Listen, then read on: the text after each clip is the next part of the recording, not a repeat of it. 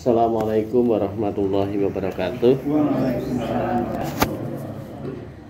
Alhamdulillahirabbil alamin. Wassalatu wassalamu ala asyrafil anbiya'i wal mursalin wa ala alihi washabihi ajmain. Rabbi shrah li sadri wa yassir li amri wahlul 'uqdatam min lisani yafqahu qawli. Ibu dan Bapak jamaah halaqah rahimakumullah. Alhamdulillah pada sore hari ini kita berkumpul kembali bersilaturahmi dan thalabul ilmi di dalamnya Bapak Haji Suryanto ini. Semoga langkah kaki Bapak Ibu sekalian serta tuan rumah mendapatkan pahala yang berlipat dari Allah SWT. Amin ya rabbal alamin. Bapak Ibu jamaah rahimakumullah, kesempatan hari ini kita akan membahas tentang keutamaan bertauhid. Jadi persoalan utama di dalam kita ini agar tetap istiqomah di dalam keimanan itu tidak lain adalah ketauhidan. Jadi menjaga ketauhidan kita.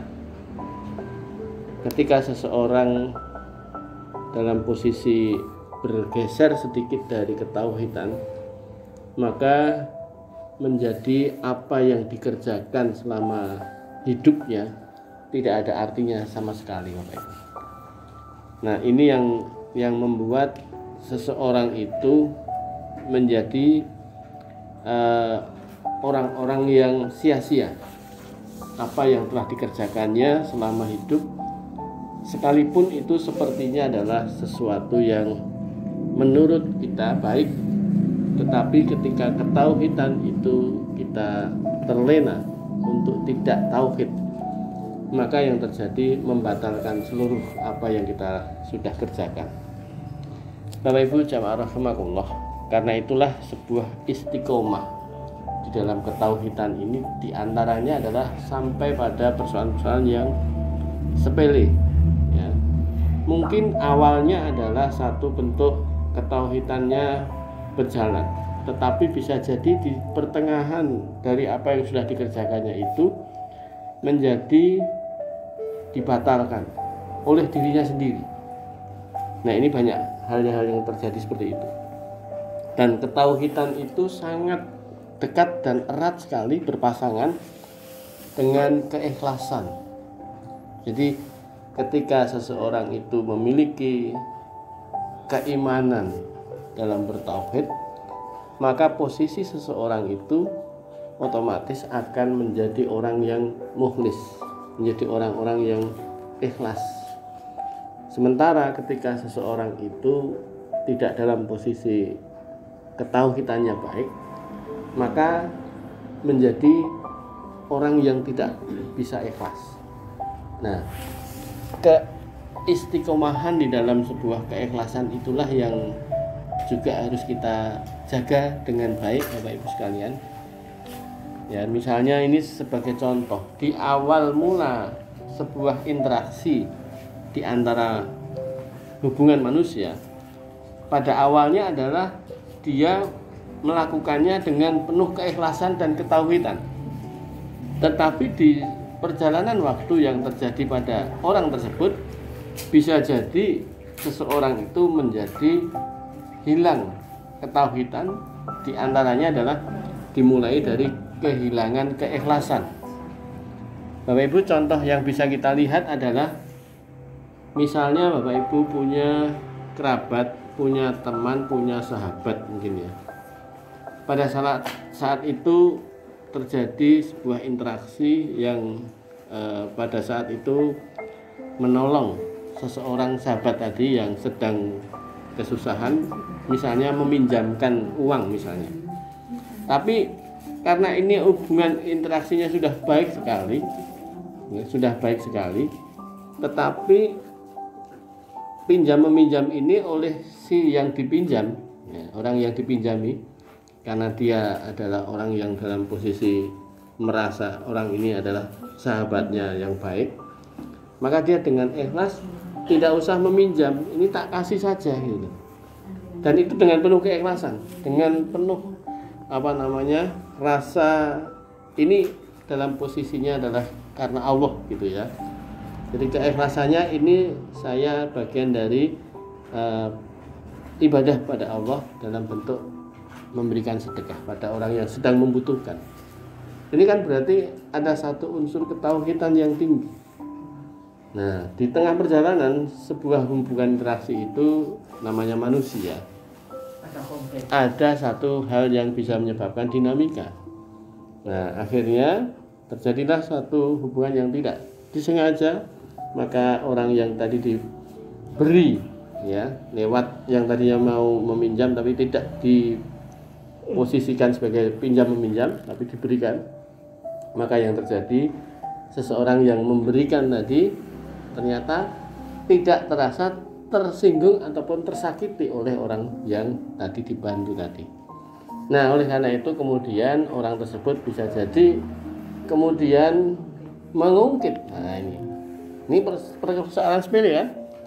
Persoalan sepele. Orang ini tadi sudah pada posisi di awal ada ketauhidan, bersedekah karena Allah, lalu posisinya adalah dia mengikhlaskan apa yang dia punya sebagai bagian dari sedekahnya itu pada orang yang sangat membutuhkan. Ini sebuah kerangka yang luar biasa baik. Tapi karena ada satu hal, maka itu kemudian diungkitnya ini menyebabkan satu masalah besar. Apa yang tadi sudah dalam posisi di awal baik karena Allah, tapi kemudian dengan mengungkit masalah itu sehingga yang terjadi apa yang tadi sudah dibuat baik tadi hilang semuanya Bapak Ibu. Nah, oleh karena itu persoalan yang semacam inilah yang kita akan kaji bersama Bapak Ibu sekalian. Maka bagaimana keutamaan tauhid atau bertauhid ini? Nabi SAW bersabda yang ada di dalam hadis riwayatnya Bukhari, yaitu nomor hadisnya 2946 dan Muslim nomor 21, yang artinya aku diperintahkan untuk memerangi manusia sampai mereka mengatakan la ilaha illallah. Ya, jadi tidak ada sesembahan yang berhak disembah melainkan Allah. Siapa saja yang telah mengucapkan la ilaha illallah, sungguh terjagalah nyawa dan harta mereka, kecuali karena hak Islam, sedangkan perhitungannya ada di sisi Allah Ta'ala. Bapak Ibu jamaah rahimakumullah, dari hadis ini Nabi menyampaikan pada kita semuanya bahwa Nabi itu terus berusaha dalam dakwahnya ini untuk supaya manusia itu ada pada kalimat la ilaha illallah. Ini sebuah ketauhidan ya.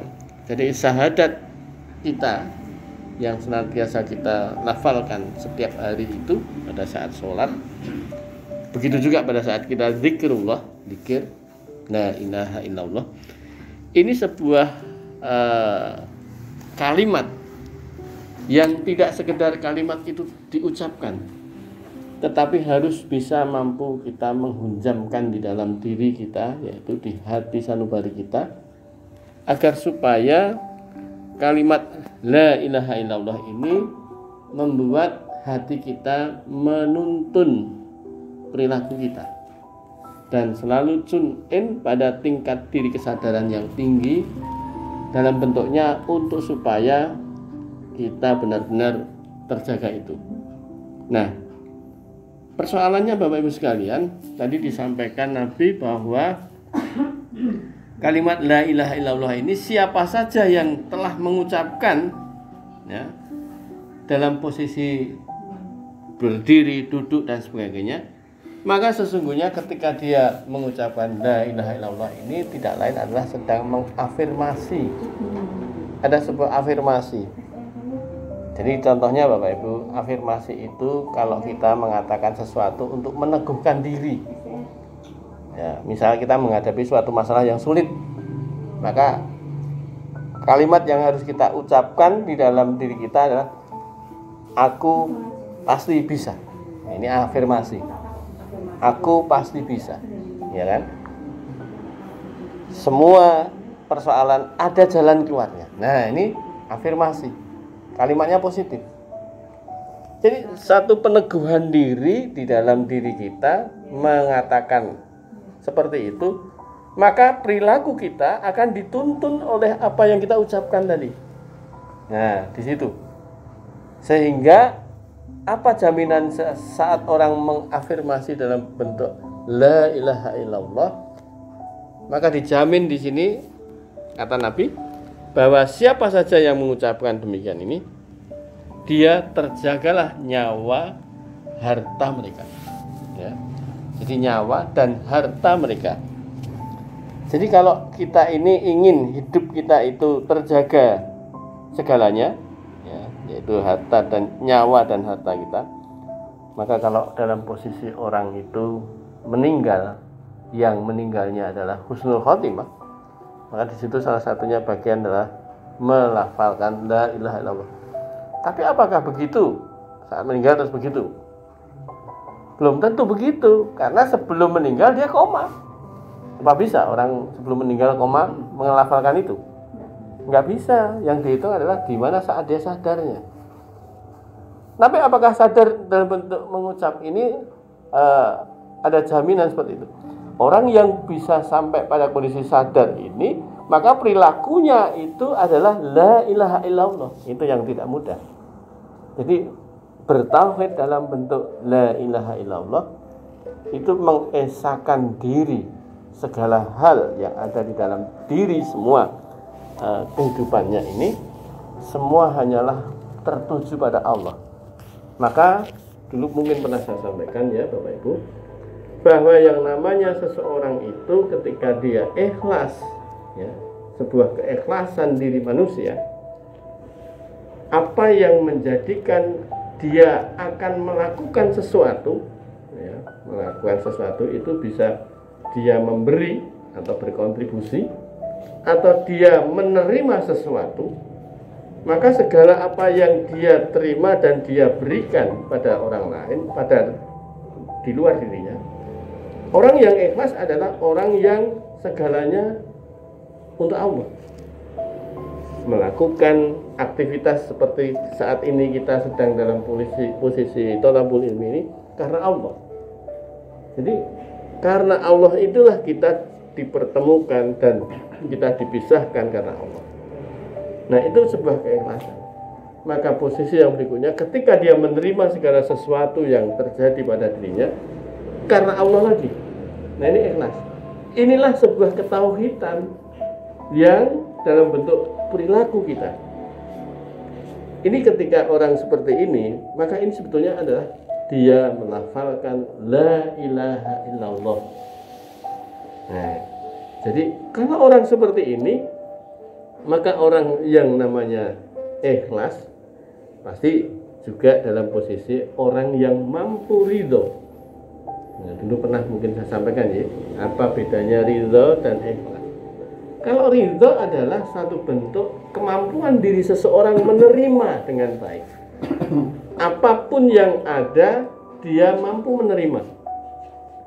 Jadi kemampuan menerima itu adalah satu bentuk seseorang disebut dengan ridho.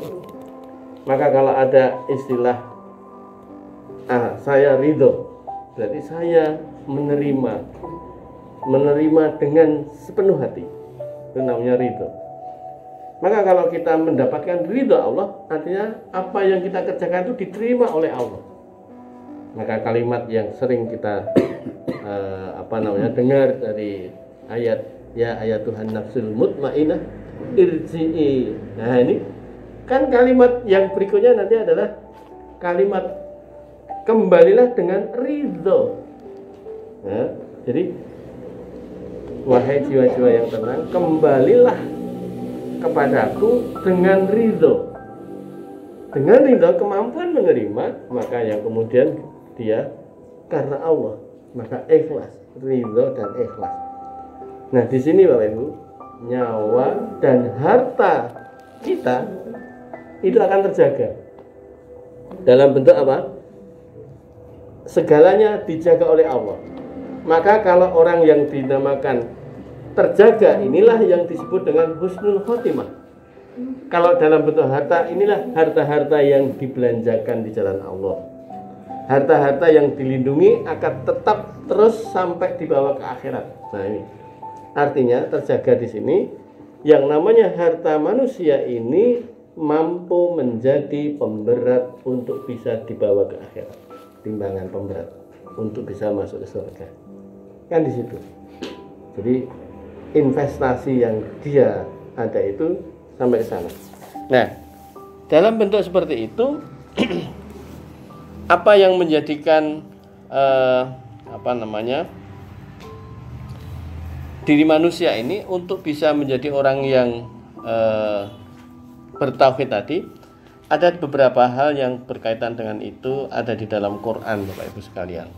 Tadi kita bicarakan dari hadis, maka ketika kita itu bisa menjadi orang yang senantiasa berpegang teguh pada la ilaha illallah tadi, maka yang pertama keutamaannya adalah kita dihapuskan segala dosa-dosa kita. Nah, jadi yang namanya dosa siapapun yang ada dan seberat apapun, ya, kalau kita mampu melakukan itu, maka itu semua akan dieliminasi. Ya. Di dalam hadis yang ini hadis dalam bentuknya qudsi, yaitu hadis yang berisi firman Allah. Rasulullah SAW di dalam hadis qudsi yang disampaikan Anas bin Malik radhiyallahu anhu, ia berkata, aku mendengar Rasulullah SAW bersabda, Allah yang maha suci dan maha tinggi berfirman, wahai Bani Adam, seandainya engkau datang kepadaku dengan dosa sepenuh bumi. Bayangkan, dosa sepenuh bumi. Sedangkan engkau ketika mati tidak menyekutukan aku sedikit pun juga, pasti aku akan berikan kepadamu ampunan sepenuh bumi pula. Ini hadis ini diriwayatkan oleh Imam Tirmizi, hadis nomor 3540. Nah, Ibu dan Bapak, di dalam hadis qudsi ini yang mempertegas persoalan yang namanya ketauhidan, di sini Allah menyampaikan kepada kita semuanya bahwa seandainya kita ini dalam bentuk berlumuran dosa selama ini, ya, selama ini kita sebelum kita mengenal atau menyadari beragama dengan baik, ya, kita semua mesti punya latar belakang, ya, masa lalu kita bisa berlumuran dosa sebesar apapun, dan saat kita sudah seperti ini aja tetap juga berdosa. Nah, dalam bentuk seperti itu, tetapi esensi perilaku kita ini adalah orang yang senantiasa menjaga jangan sampai menyekutukan Allah. Nah, la ilaha illallah itu kalau tidak dilakukan seseorang pasti menjadi orang yang menyekutukan Allah. Menyekutukan Allah itu syirik, ya, berbuat syirik. Padahal tahu kalau syirik itu terjadi, yang namanya syirik, Allah tidak akan mengampuni. Ini yang masalah berat. Nah, oleh karenanya Bapak Ibu sekalian, ketika kita punya banyak dosa yang kita telah kerjakan selama itu, tapi posisi kita adalah yang senantiasa tidak melakukan sebuah kesyirikan, maka semua yang kita pernah kerjakan penuh berlumuran dosa yang gelap itu akan menjadi didel, hilang semuanya tanpa bekas. Nah, inilah sebuah persoalan yang penting di dalam kehidupan ini. Jangan sampai kita ini mudah sekali untuk menjadi orang-orang yang bisa syirik. Contoh Bapak Ibu, di dalam kehidupan ini ada, kalau di Indonesia ada waktu mustajab. Betul nggih? Waktu mustajab untuk berdoa. Yang kedua, kalau di Arab Saudi, di Tanah Suci, di Nabawi, ada tempat mustajab. Ya, tidak hanya waktu, tapi tempat mustajab. Hari Jumat, waktu mustajab. Ya, Bapak Ibu, ini perkaranya sepele ini, tapi bisa menjadi syirik. Apanya? Nah, dimensi ruang dan waktu tadi. Nah, waktu mustajab, waktu itu adalah makhluk Allah. Ya, waktu itu adalah makhluk Allah. Tempat adalah makhluk Allah. Nah, sekarang begini. Ketika kita itu memahami persoalan waktu mustajab dan tempat mustajab, salah melihat perspektif la ilaha illallah, maka bubar semua ini jadinya. Tuh, maksudnya bagaimana? Kita boleh dalam hal ini menggunakan waktu-waktu mustajab itu untuk berdoa. Tapi ingat, yang mengabulkan doa itu bukan waktu mustajab, tapi Allah. Nah, ini kan tipis sekali loh. Dan tempatnya juga. Nah, tempat juga sama. Ketika kita di raudhah, itu tempat untuk mustajab berdoa. Tetapi ketika kita itu justru meyakini tempat itulah yang menjadikan kita terkabul doanya, syirik jadinya. Ini lembut loh. Daripada Tipis. Allah mengatakan berdoalah kamu dan akan aku kabulkan. Nah, Di mana saja. Betul. Betul sekali Bu Fitri. Jadi ketika kita ini hal yang baik sepertinya, maka kita hati-hati kita di dalam bertauhid, karena kita bisa tergelincir salah memahami sebuah persoalan ini. Makanya ketika kita itu di tempat mustajab, sampai akhirnya kita harus mengorbankan orang lain yang akhirnya, nah ini kan jadi masalah kan? Kan kita bisa menyakiti orang lain kan itu. Tidak khusyuk.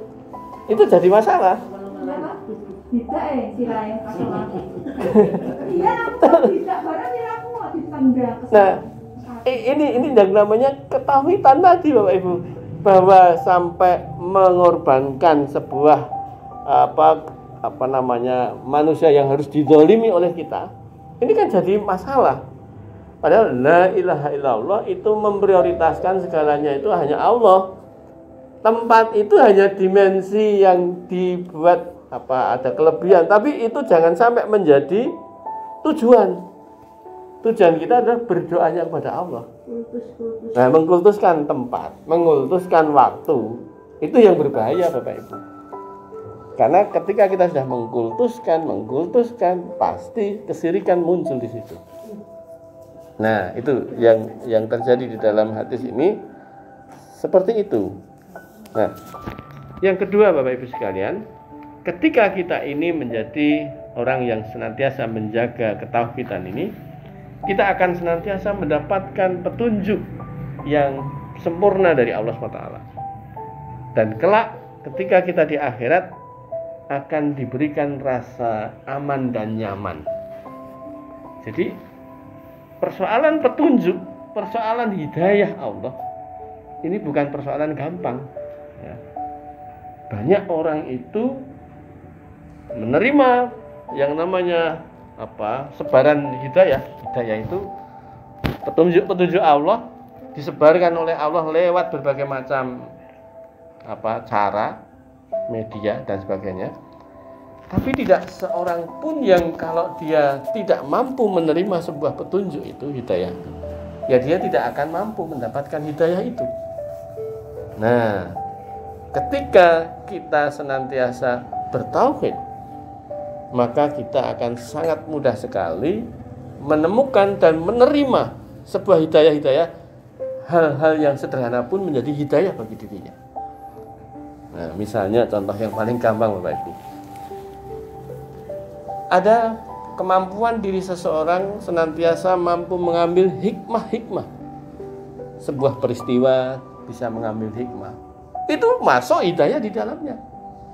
Jadi misalnya katakanlah ketika kita itu sedang mendapatkan kesulitan itu pun bisa menjadi hidayah bagi dirinya. Kok saya dapat kesulitan ini ya? Jadi menemukan hidayah, petunjuk Allah. Menerima sebuah penderitaan yang dia dapatkan, ketidaknyamanan yang dia dapatkan, itu bisa menjadi hidayah bagi dirinya. Nah, bayangkan, setiap orang selalu diberikan segala sesuatu peristiwa oleh Allah, dia mampu mengambil pelajaran penting-penting ini, hidayah, petunjuk. Jadi petunjuk Allah tidak selalu dalam bentuk jalan yang terang benderang, jalan mulus, tidak. Tapi jalan berliku-liku dan kebantingnya seseorang ini sebuah hidayah bagi dirinya. Itu mampu dia tangkap. Banyak orang diberikan hal yang sama, tidak tahu kalau itu sebuah petunjuk. Diingatkan oleh orang lain, dia bisa mengambil pelajaran. Kalau ada diingatkan orang lain tersinggung, kan gitu. Ada orang menyampaikan segala sesuatu yang baik-baik, tersinggung dia. Jadi ada sensitivitas seseorang untuk menolak hidayah. Maka ketika kita senantiasa bertauhid, segalanya unsurnya hanyalah untuk Allah dan kepada Allah, maka persoalan yang namanya kita terjaga terhadap hal-hal yang demikian ini. Ketika kita ini diberikan kemudahan-kemudahan oleh Allah, kita tetap pada posisi istiqomah menerima hidayah dengan mudah. Bapak Ibu, ada orang yang ketika dia sedang prihatin, dia bisa menerima hidayah. Dia bisa mudah menerima itu. Tapi maaf, ketika dia diberi kemudahan, diberi kelebihan harta, diberi kelebihan kekuasaan, sulit sekali menerima sebuah hidayah. Banyak enggak Bapak Ibu? Banyak sekali. Ketika kita sudah punya jabatan tinggi, yang muncul di situ adalah kesombongan, merasa dirinya tinggi, merasa yang lain rendah. Ini sudah mampu untuk melupakan hidayah dan tidak punya kemampuan hidayah. Hartanya yang luar biasa banyak, mau beli apa saja bisa. Itu yang menyebabkan menjauhkan diri dari hidayah. Karena ketika ada orang lain ngomong begitu, sudah tersinggung dia. Sensitivitas untuk menolak hidayah lebih tinggi resistensinya. Orang diberi ilmu, ya, yang cukup banyak sehingga gelarnya banyak, itu juga merasa keangkuhannya tinggi, merasa paling pintar. Ada orang memberitahu begini, ada nggak ngerti saya itu siapa, sudah tersinggung lagi dia. Jadi sudah menolak hidayah. Nah, ini kalimat la ilaha illallah, itulah yang menyebabkan kita semua menjadi orang yang senantiasa terjaga keistiqomahan kita untuk mendapatkan hidayah-hidayah Allah itu dalam keadaan apapun. Maka Bapak Ibu sekalian, di dalam Quran surat Al-An'am ayatnya 82 ini Bapak Ibu, Allah berfirman, yaitu artinya orang-orang yang beriman dan tidak mencampur adukkan iman mereka dengan kezaliman, yaitu syirik. Mereka itulah orang-orang yang mendapatkan rasa aman dan mereka mendapatkan petunjuk. Bapak Ibu sekalian, orang itu untuk bisa mendapatkan keamanan dan kenyamanan dan mendapatkan petunjuk, syaratnya bukan harus mendapatkan jabatan tinggi, syaratnya bukan harus mendapatkan harta yang banyak, syaratnya tidak harus mendapatkan segala hal yang namanya kemudahan-kemudahan. Ya. Kenapa sebabnya? Karena ini Allah sudah menyampaikan pada kita semuanya Bapak Ibu, bahwa kunci untuk bisa mendapatkan sebuah kenyamanan, rasa aman pada diri kita adalah iman. Sebuah keimanan itu linear dengan ketauhidan. Tidak ada orang yang beriman tidak bertauhid, nggak ada. Semua orang yang beriman pasti bertauhid.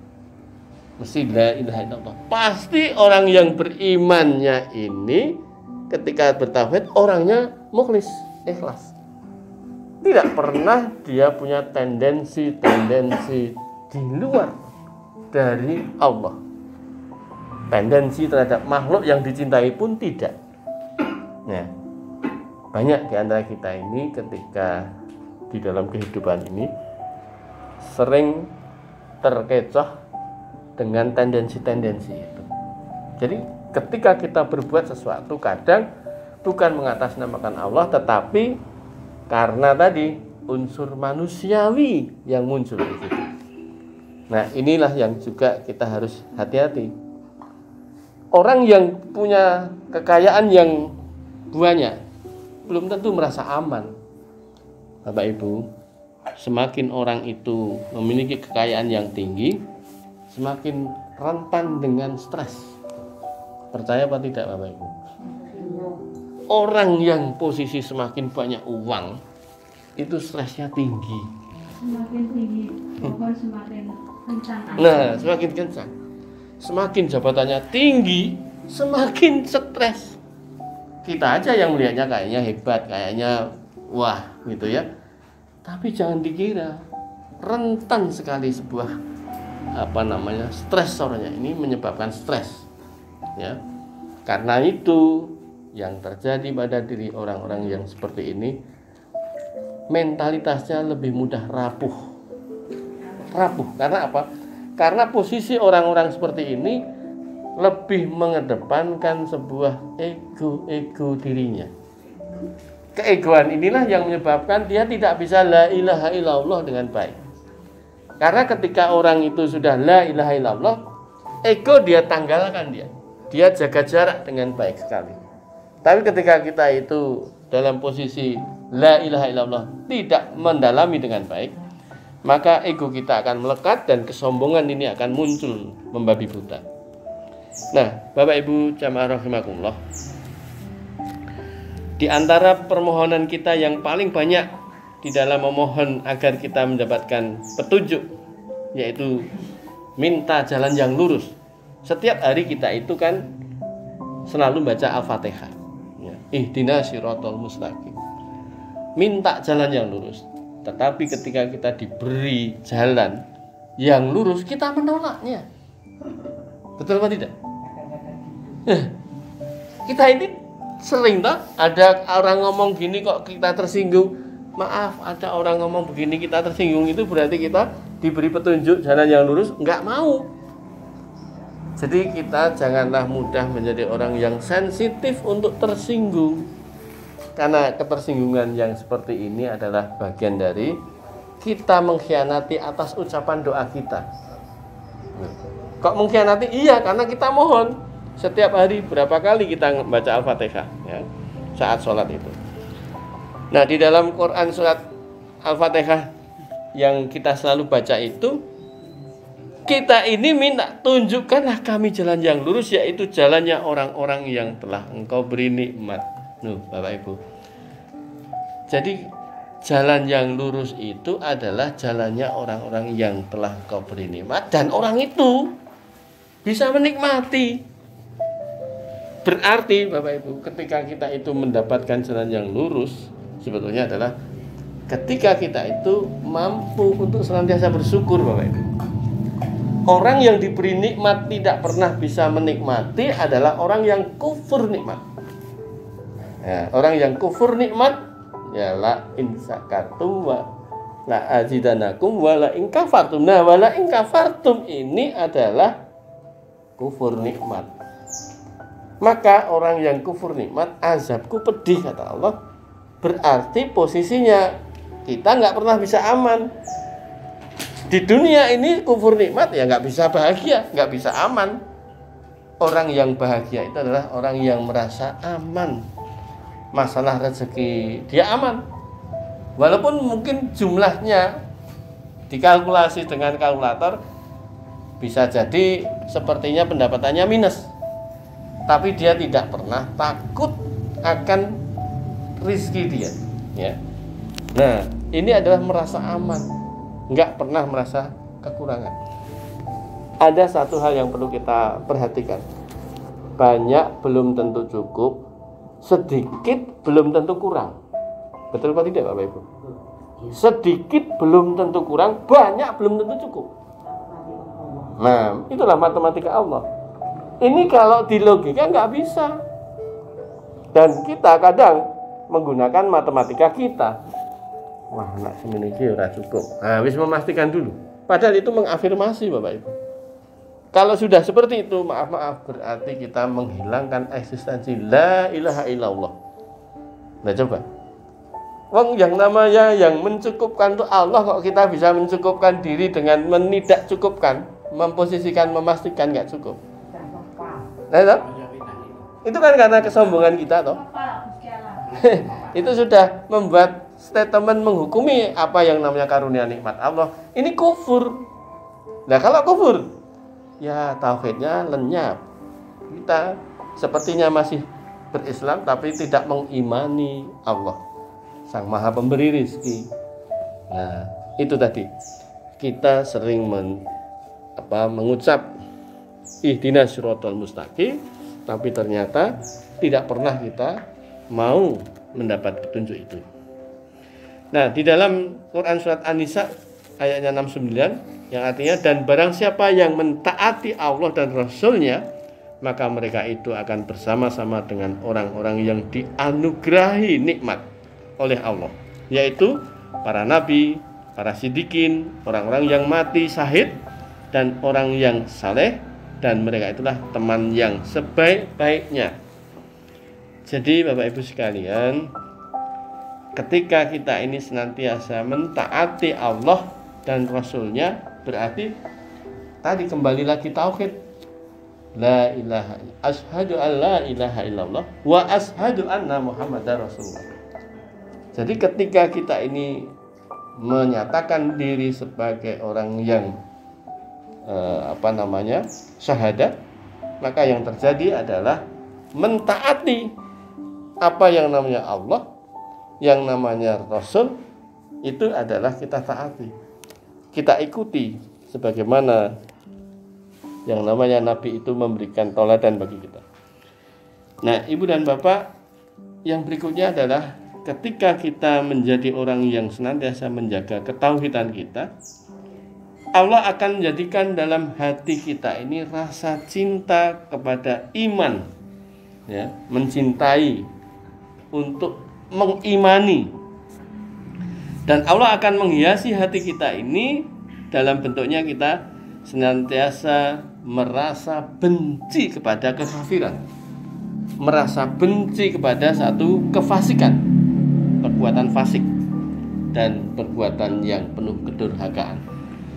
Jadi kalau kita ini menjadi orang yang la ilaha illallah, dalam bentuknya kita akan senantiasa sangat tidak suka dengan kedurhakaan, kefasikan, dan hal-hal yang berkaitan dengan kekufuran itu. Nah, di dalam Quran surat Al-Hujurat ayat 7 yang artinya, tetapi Allah menjadikan kamu cinta kepada keimanan dan menjadikan iman itu indah di dalam hati, di dalam hatimu, serta menjadikan kamu benci kepada kekafiran, kefasikan, dan kedurhakaan. Mereka itulah orang-orang yang mengikuti jalan yang lurus. Bapak Ibu, kalau ada orang yang dalam posisinya kok senang sekali dengan kefasikan, sementara dia adalah orang yang senantiasa merasa dirinya orang yang muslim sejati, itu adalah sebuah kemunafikan. Tidak ada seseorang yang dalam diri manusia itu yang dia adalah mendapatkan jalan yang lurus, perilakunya pasti tidak senang terhadap kefasikan. Tidak suka orang itu memutarbalikkan ayat-ayat. Sekarang ini kan banyak sekali. Ya, kemarin kita singgung di mana ada orang mengatakan yang namanya sholat 5 waktu tidak ada dalam Al-Quran, gitu kan. Jadi dia memutarbalikkan dan membuat kegaduhan-kegaduhan. Ini adalah perbuatan-perbuatan fasik. Ya. Bahkan mengatakan kafir itu tidak ada istilah yang ada Nabi itu setelah di Madinah. Itu adalah kefasikan. Sudah melakukan perbuatan yang fasik. Ya. Jadi ketika ini adalah orang muslim, maaf, ketika itu adalah orang ini tidak terjaga keimanannya, orang ini tidak terjaga syahadatnya, batal dia syahadatnya. Ya. Padahal kalau kita ingin melihat sebuah keimanan itu dilihat dari bagaimana dia sangat benci dan sangat memusuhi orang-orang yang posisinya adalah berbuat fasik. Ya, tapi kalau dia mencintai, maka dia adalah orang-orang yang tadi hilang keimanan, hilang ketauhidan. Nah, ketauhidan kita ini juga merupakan satu-satunya sebab kita mendapatkan ridha Allah.